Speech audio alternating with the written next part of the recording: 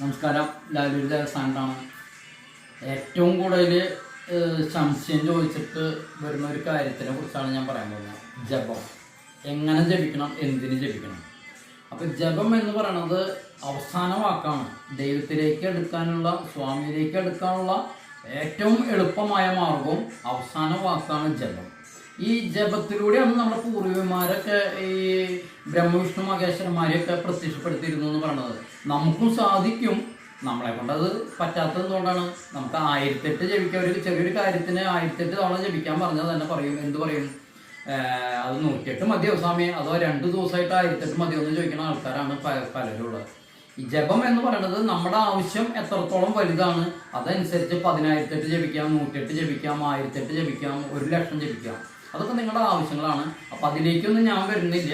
കാര്യത്തിൻ്റെ ആവശ്യം അനുസരിച്ച് ജപിക്കാൻ ശ്രമിക്കുക. ഞാൻ ജപത്തിനെ കുറിച്ചാണ് പറയാൻ വരുന്നത്. ജപിക്കുന്നതിന് ഏറ്റവും ആദ്യം വേണ്ട 2-3 കാര്യങ്ങളെ കുറിച്ച് ആദ്യം പറയാം.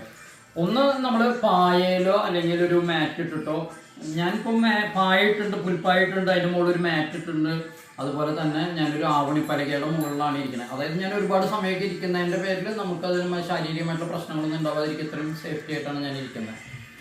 ഒന്ന്. പിന്നെ നമ്മുടെ ഒരു മാല ഉണ്ടായിരിക്കണം.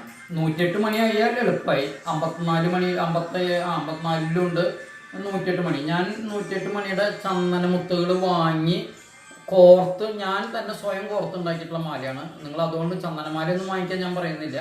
മാർക്കറ്റിൽ ഇതുപോലത്തെ രുദ്രാക്ഷമാല ചെറുത് വെള്ളി കെട്ടിയതൊന്നും വേണമെന്നില്ല. 200 രൂപയ്ക്കൊക്കെ മാർക്കറ്റിൽ കിട്ടും. 200 രൂപയ്ക്ക് വരുള്ളൂ. അത് ഒരെണ്ണം വാങ്ങിക്കുക. പിന്നെ എണ്ണം എടുക്കാനായിട്ട് 1008 ജപിക്കുന്നവർക്കൊക്കെയാണ് എണ്ണം വേണ്ടത്.